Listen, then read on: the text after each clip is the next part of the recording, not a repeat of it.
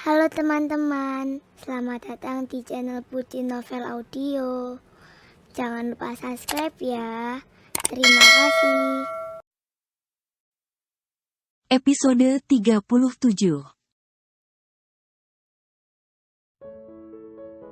Mbak, kamu itu nggak lagi sakit. Tetapi dia lagi mengalami masa-masa hamil muda. Jawab Mama Yolan menjelaskan daripada Seno selalu saja bertanya. Oh, Mbak bila hamil? Tanya Seno tidak percaya. Iya, dan kandungannya baru memasuki minggu kelima. Makanya mbakmu selalu saja susah makan dan merasa mual. Jawab Mama Yolan.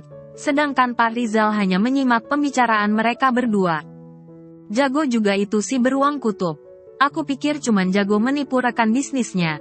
Ternyata manusia dingin itu begitu lincah juga. Ujar Seno yang mampu mengundang gelak tawa dari kedua orang tuanya. Akhirnya sebentar lagi aku akan memiliki seorang keponakan yang lucu dan akan aku jadikan tempat pembalasan dendam akibat perbuatan bapaknya. Imbunya yang langsung membuat Mama Yolan menghentikan tawanya. Awas saja kamu kalau berani mengganggu cucu Mama. Hadapi dulu omanya. Sahut Mama Yolan tidak terima. Jangan macam-macam kamu Seno, lebih baik kamu segera berangkat ke kantor daripada memikirkan rencana licikmu itu. Yang Papa yakini tidak akan pernah berhasil. Ujar Pak Rizal menimpali. Yah, belum lahir aja tuh bayi udah punya banyak pendukung. Gimana dengan aku? Ucap Seno dengan wajah sendunya. Seno masih capek juga Pak. Besok-besok aja ke kantornya. Tolak Seno dengan berbagai macam alasan. Jangan menghindar. Papa tunggu kamu di kantor hari ini juga. Ucap Pak Rizal lalu bergegas mencium pipi istrinya dan berangkat ke kantornya dengan diantar oleh sopir pribadi. Ma, Seno masih butuh waktu untuk mengikuti keinginan Papa. Ucap Seno meminta bantuan kepada wanita yang biasanya selalu ikut membela dia. Tepati saja janjimu kepada Papa. Bekerja di perusahaan itu adalah pekerjaan yang sangat gampang.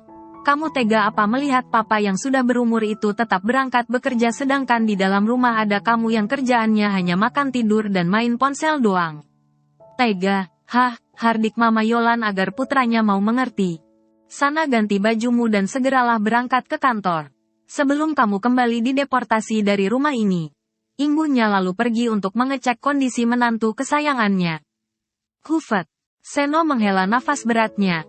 Seno hanya membayangkan dirinya yang akan merasa jenuh jika harus berlama-lama menatap berkas dan hanya duduk berdiam diri dengan ditemani oleh laptop. Sungguh menjengkelkan. Gerutunya tetapi tetap mengikuti permintaan orang tua. Awas saja nanti kalau aku sudah kaya. Akan aku rekrut orang pintar untuk menggantikan aku mengurus perusahaan itu sedangkan aku hanya perlu duduk santai mengawasinya. Gumamnya lalu segera masuk ke dalam kamar sebelum sang mama kembali menceramahinya. Sedangkan di dalam kamar mereka, Arif yang baru saja selesai menyuapi bila makan buah-buahan hasil pilihannya sendiri langsung mengelap mulut kotor sang istri. Mau makan yang lain? Tanya Arif. Bila membalas dengan gelengan kepalanya. Ya sudah sini biar aku bantu tidur lagi. Ucap Arif yang sudah bersiap-siap untuk membantu istrinya. Nggak usah mas, aku duduk seperti ini saja. Jawab Bila menolak. Ya sudahlah. Tapi nggak boleh turun dari ranjang ya. Kalau mau minta apa-apa tinggal bilang saja. Ucap Arif mengingatkan. Iya mas. Jawab Bila patuh. Boleh berangkat ke kantor nggak sayang? Hanya sebentar saja. Setelah urusannya selesai aku kan langsung pulang.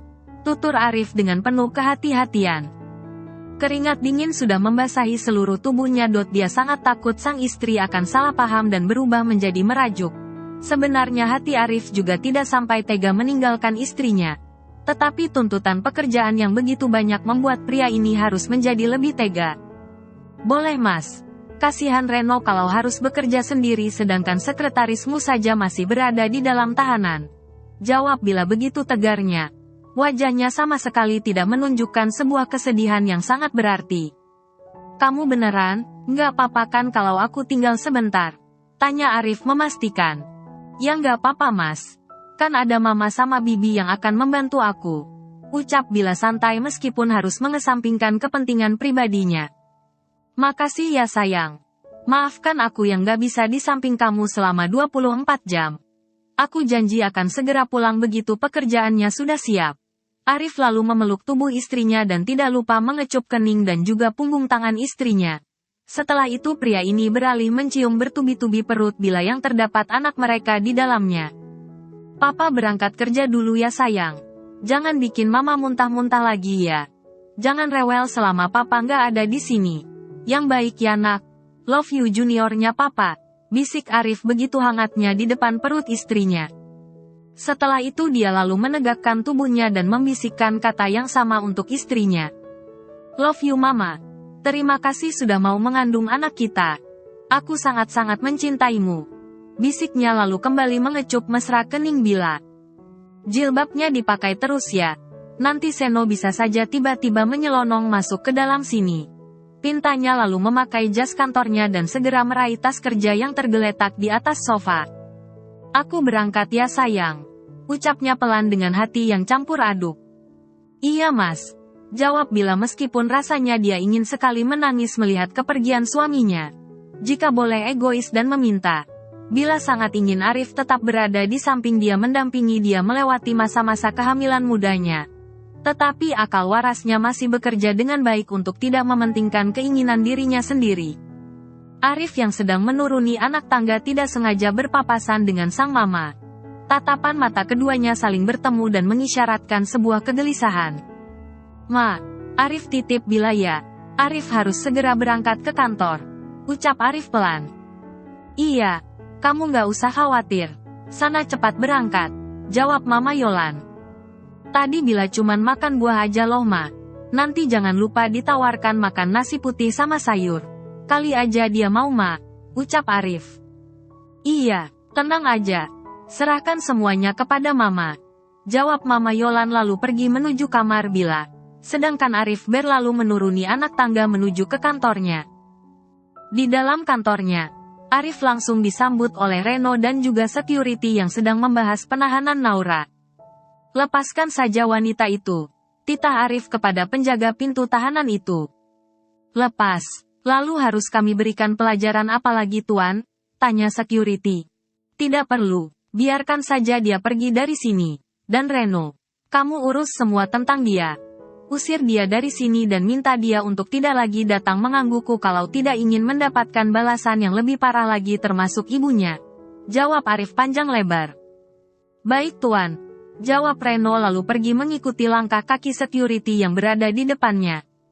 Ingin sekali rasanya Reno meminta agar hukuman wanita itu diperpanjang lagi dan efek jerahnya lebih dari yang kemarin. Tetapi hatinya juga ikut tercubit kala mengetahui ibu dari Naura sedang menangis menjerit mencari keberadaan anaknya. Dengan penampilan yang sangat kusut dan jauh dari kata bersih, Naura keluar dari ruangan pengap itu dengan pandangan mata yang tertunduk. Setelah mengingat semua yang dia lalui selama 2 hari di dalam sana, hati dan kepala Naura tiba-tiba berdenyut nyeri. Sekaligus merasa malu yang teramat parah. Angkat kakimu dari perusahaan ini sekarang juga. Jangan pernah lagi kembali ke sini karena di sini bukan tempat menjalang ataupun menjual diri. Ujar Reno begitu melihat Naura sudah berdiri di depan dia dengan baju lusuhnya. Dan ingat, hukuman untuk pengkhianat ini belum seberapa. Kalau saja kamu masih berani mendekati tuan muda dan kembali mengganggu keluarganya, ibumu pun akan merasakan dampaknya. Ingat, tuan muda tidak pernah main-main dengan ucapannya. Jadi kalau masih ingin hidup tenang dan aman, jangan pernah coba-coba mengulangi kebodohanmu itu. Imbunya dengan tatapan mata tajam lurus ke arah depan. Naura yang sedang meratapi nasibnya hanya bisa mengangguk pelan tanpa mengeluarkan suara dengan yang sengaja menunduk ke bawah. Apa mereka juga sudah menyakiti ibu? Gumanya dalam hati namun tidak berani bertanya secara langsung. Cepat bawa wanita ini keluar dari sini. Dan pastikan dia tidak masuk lagi ke area perusahaan ini. Titah Reno begitu tegas. Baik asisten Reno. Jawab 2 orang security itu lalu menarik paksa tangan dan tubuh Naura agar mengikuti langkah mereka. Buk, semua barang-barang Naura dilempar secara brutal ke arah Naura. Ini semua barang-barang Anda Nona. Silahkan pergi dan jangan pernah kembali lagi ke sini karena Anda sudah dipecat dari perusahaan ini. Naura yang sedang mogok bicara memilih memunguti semua harta bendanya yang berserakan lalu memasukkan kembali ke dalam tasnya. Bodohnya aku tanpa memikirkan dampak panjangnya. Kegagalan itu membuat aku kehilangan semuanya. Termasuk harga diriku yang tidak seberapa ini. Gumam Naura sambil menatap penuh sesal gedung pencakar langit yang berada di depan matanya. Aku pamit, tapi pasti akan kembali dengan keadaan yang sudah berbeda. Imbunya lalu berdiri dan berjalan dengan rasa nyeri yang masih terasa mengganjal di pahanya. Tetes demi tetes air mata Naura jatuh membasahi pipinya. Berulang kali dia menyetop taksi untuk mengantarkan dia pulang. Tetapi satu pun taksi yang dia stop tidak ada yang berniat menolong dia. Apa orang bawahan yang berpenampilan seperti ini selalu mendapatkan diskriminasi? Kapan dunia ini akan adil? Gumamnya terpaksa harus berjalan kaki sampai batas kesanggupannya walaupun harus dengan menahan rasa perih dan nyeri yang teramat menyiksa akibat terkena hantaman benda tumpul milik para algojo Arif. Sudah puluhan kilo Naura berjalan menyusuri jalanan ini. Entah sudah berapa puluh taksi yang dia mintai tolong. Tetapi tidak ada satupun dia antara mereka yang bersedia menolongnya. Mereka bahkan mengatainya dengan ucapan yang sangat kasar dan juga menyakiti hati. Hiks, hiks, hiks. Aku memang wanita hina dan juga wanita penggoda. Tapi aku mohon, jangan perlakukan aku seperti ini. Batinnya dengan hati yang sudah menjerit keras. Beberapa bulan telah berlalu. Usia kehamilan Bila kini sudah memasuki bulan ke-8. Bila sudah mulai tenang karena telah berhasil melewati trimester pertama dengan segala bentuk drama kehebohan yang tidak pernah masuk di akal semua orang. Bila sekarang sudah jarang merasakan mual. Selera makannya juga sudah berubah drastis. Bila yang kebetulan sedang duduk selonjoran di atas sofa kamarnya tiba-tiba saja ingin memakan cimol yang dia lihat di layar ponselnya. Selaivanya bahkan sampai keluar akibat terlalu menghayati rasa dari makanan yang sedang dimakan oleh orang lain. Bila pun bergegas mengambil ponselnya untuk menghubungi sang suami yang masih berada di kantornya. Baru 1 detik berdering saja panggilan teleponnya sudah langsung tersambung tanpa harus menunggu lama. Ya halo sayang, ada apa? Apa kamu lagi sakit, atau ingin sesuatu? Tanya Arif dengan rasa cemasnya. Pria ini bahkan sengaja mengubah volume ponselnya berubah menjadi lebih nyaring lagi agar bisa mendengar kapanpun istrinya menghubungi dia. Arif benar-benar menjadi sosok suami yang protektif dan sangat mementingkan istrinya. Dia juga bahkan rela menuruti keinginan istrinya yang hanya ingin makan jika ditemani oleh dia. Tidak jarang Arif harus rela bolak-balik dari kantornya hanya demi memenuhi keinginan sang istri. Masih di kantor ya mas? Tanya Bila memastikan. Iya sayang lagi di kantor. Memangnya ada apa? Tanya Arif mulai curiga. Jika Bila sudah bertanya seperti itu pasti ada sesuatu yang sedang dia inginkan saat ini. Nanti pas kamu pulang tolong belikan aku cimol sama bakso goreng ya mas. Tapi kamu pulangnya jangan kemalaman. Terus belinya di tempat abang-abang yang jualan di pinggir jalan. Aku nggak mau kalau kamu beliin di restoran. Pinta Bila sekaligus mengingatkan dengan sangat lengkap. Pasalnya selama ini Arif sering mengelabuinya dengan membeli makanan di restoran mahal demi terjaminnya kehigienisan makanan yang dia konsumsi. Memangnya kalau sore begini masih ada? Aku telepon chef di hotel kita aja ya. Biar mereka yang membuatnya untuk kamu. Tawar Arif mulai keberatan dengan permintaan Bila. Selama ini Arif sudah kenyang dan hafal betul permintaan aneh dan nyeleneh dari istrinya. Setiap hari ada saja yang harus Arif wujudkan dan tidak boleh sampai tidak. Kalau saja belum mendapatkan keinginan istrinya, Arif tidak akan berani pulang menghadapi kemarahan dan wajah jutek istrinya. Masihlah mas, justru sore-sore begini mereka mangkalnya. Pokoknya aku nggak akan rela kalau cimol itu buatan chef hotel kamu. Memangnya kamu tega apa melihat anakmu ileran karena sering tidak terpenuhi keinginannya? Ucap Bila judes. Memangnya kenapa penjualnya harus abang-abang sih sayang? Buatan chef hotel lebih enak daripada buatan mereka, ujar Arif. Kalau kamu nggak mau beliin aku cimol sama bakso goreng ya udah mas, aku juga nggak apa-apa kok, jawab Bila geram. Bila menampilkan wajah yang ditekuk. Dia tidak ingin lagi melihat wajah suaminya. Tidak hanya itu saja, Bila bahkan sampai hati menutup sambungan telepon itu. Melihat istrinya yang sedang merajuk membuat Arif menghela nafas beratnya. Tangannya lalu menyugar paksa rambutnya ke arah belakang. Dia sudah tidak mampu lagi menolak permintaan istrinya apalagi bila bisa marah besar begitu tahu kalau asisten Reno yang membelikan semua keinginannya. Arif kembali menghubungi nomor ponsel istrinya. Jangan ngambek kayak gitu dong sayang. Ini aku mau langsung pulang biar bisa membelikan kamu apa tadi. Bujuk Arif sambil menahan tawanya karena gemas melihat wajah bulat Bila yang sedang merajuk dengan kedua pipi yang mengembang sempurna. Bila yang sedang merasa kesal hanya diam tidak mau lagi membalas ucapan suaminya. Sayang, jangan diam aja dong. Nanti dedek bayinya juga ikut-ikutan ngambek loh. Tadi kamu minta apa? Aku lupa namanya. Ucap Arif lembut berharap Bila mau membuka suara.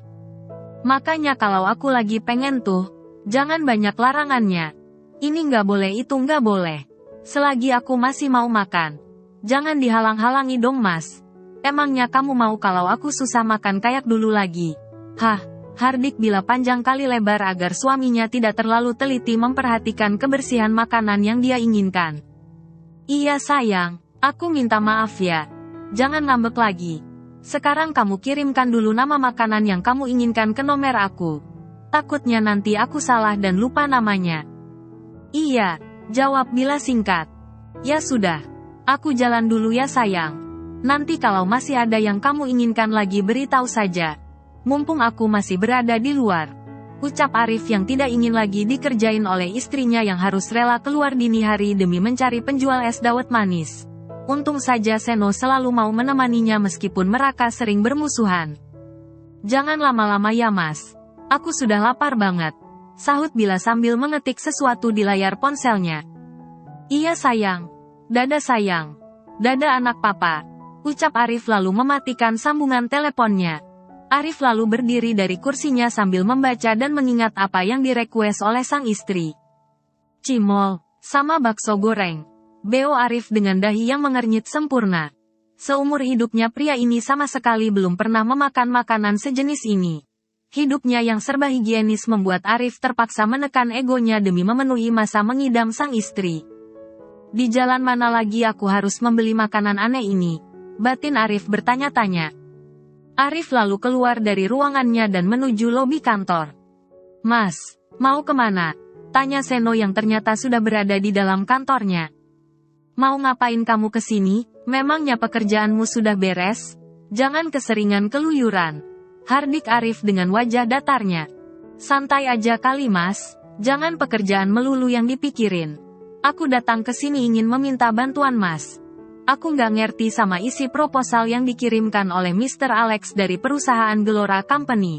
Tutur Seno menjelaskan sebelum Arif kembali memarahinya. Minta ajarin sama Reno aja. Kalau nggak sama Tono juga boleh. Aku harus pulang sekarang juga. Jawab Arif. Memangnya mas buru-buru mau kemana sih? Mas Seno juga lagi sibuk. Sekretaris mas yang bernama Tono juga lagi ke bawah menemui karyawan yang bermasalah. Seno kembali menjelaskan agar sang kakak mau meluangkan waktunya untuk mengajarkan dia tentang dunia bisnis. Arif sengaja meminta Reno agar mencari sekretaris yang berjenis kelamin sama seperti mereka berdua. Dia tidak ingin lagi kejadian gila kemarin kembali terulang di kemudian hari. Memangnya kamu butuh kapan proposal itu? Tanya Arif menghela nafas dengan sangat pelan. Besok, jawab Seno singkat. Nanti bawa pulang ke rumah aja. Sekarang kamu ikut aku untuk mencari bakso goreng sama. Arif lalu bergegas membuka ponselnya karena merasa kesulitan mengingat nama makanan yang menurutnya cukup aneh. Cimol, ya cimol. Ulang Arif masih dengan membaca pesan yang dikirimkan oleh Bila. Seno terhenyak mendengar permintaan kakaknya. Kali ini dia kembali dipaksa terlibat untuk memenuhi permintaan sang kakak iparnya. Tapi nanti janji ya ajarin aku sampai selesai? Iya. Udah ayo cepetan jalan. Nanti mbakmu keburu ngambek karena kelamaan. Arif langsung menyeret paksa tangan Seno dari lantai atas. Reno yang sedang sangat sibuk dengan pekerjaannya memilih tidak ingin ikut campur. Arif dan Seno sengaja pulang dengan menggunakan satu mobil. Sedangkan mobil milik Seno sudah dibawa pulang oleh Pak Men. Mau beli di mana mas? Tanya Seno ketika mereka sudah berjalan cukup jauh. Pokoknya cari yang jualannya di tepi jalan. Bilang gak mau kalau beli dari restoran. Jawab Arif sibuk membaca email yang dikirim oleh rekan bisnisnya. Sedangkan Seno sedang berjuang sendirian memikirkan di mana tempat pangkalan makanan pinggir jalan. Kenapa jadi aku yang repot-repot ikut mikir sih? Yang bikin siapa yang susah siapa? Gumamnya lirih tapi masih bisa didengar oleh telinga tajam milik Arif. Bu, jangan hitung-hitungan. Kamu kan mantan anak jalanan. Masa nggak tahu sih di mana biasanya tempat makanan enak? Ucap Arif kesal. Sakit loh mas, udah dibantuin bukannya berterima kasih ini malah dianiaya. Seno meringis memegang pahanya yang terasa sangat panas. Lagian kenapa harus bawa anak jalanan segala sih? Nggak enak banget buat didengarnya. Imbunnya lalu sengaja menghentikan mobilnya di dekat ibu-ibu yang kebetulan sedang ramai-ramai berkumpul. Arif memperhatikan sekitar mobilnya. Dia sama sekali tidak melihat adanya penjual apapun yang berada di dekat mereka. Pria kutub utara ini langsung melototkan mata besarnya kepada sang adik. Hei, jangan main-main, tegurnya begitu judes. Siapa juga yang mau main-main sih mas? Daripada kita jalan jauh nggak ada hasil. Mending kita tanya dulu sama ibu-ibu ini. Kali aja mereka tahu di mana tempat cimol yang enak. Sergah Seno lalu membuka sedikit kaca mobilnya agar bisa berbincang dengan ibu-ibu yang sedang menatap genit kepadanya. Seno sangat yakin kalau sang kakak pasti tidak akan pernah mau melakukan hal ini. Permisi bu, ucap Seno dengan sopan. Kacamata hitam masih bertengger sempurna di batang hidung mancungnya. Iya anak ganteng. Lagi cari siapa ya? Ucap ibu-ibu yang memakai jilbab berwarna hitam. Ganteng banget sih kamu nak. Jadi suami anakku mau, ucap ibu-ibu yang tidak memakai jilbab. Seno hanya bisa nyengir mendengar kegenitan ibu-ibu ini. Seno juga mulai merasa risih dengan kedatangan semua ibu-ibu yang ada di kompleks ini. Astaga, gini amat ya memenuhi permintaan ngidamnya Mbak Bila. Si beruang kutub malah asyik mengerjakan pekerjaannya. Sedangkan aku harus berjuang sendirian. Batin Seno dalam hatinya kala melihat jumlah ibu-ibu itu sudah bertambah 2 kali lipat dari sebelumnya. Arif yang sedang fokus membaca emailnya hanya tersenyum miring melihat sang adik yang menjadi sasaran para ibu-ibu kompleks. Seno mencolek paha Arif meminta bantuannya. Tolongin mas, jangan diam aja. Bisik Seno sangat pelan sekali. Makanya jangan asal bertindak. Cepetan tanya apa yang mau kamu tanyakan. Jangan lama-lama, sahut Arif cuek. Seno menggaruk kesal rambutnya yang tidak bersalah sama sekali. Maaf bu, jadi gini. Istri saya kan lagi hamil nih. Terus dia mintanya dibeliin cimol sama bakso goreng yang ada di pinggir jalan. Karena saya nggak tahu di mana penjual cimol dan bakso yang enak. Jadi saya memutuskan untuk bertanya kepada ibu-ibu semuanya. Ucap Seno menjelaskan secara rinci bahkan sampai rela berbohong jika dia sudah menikah.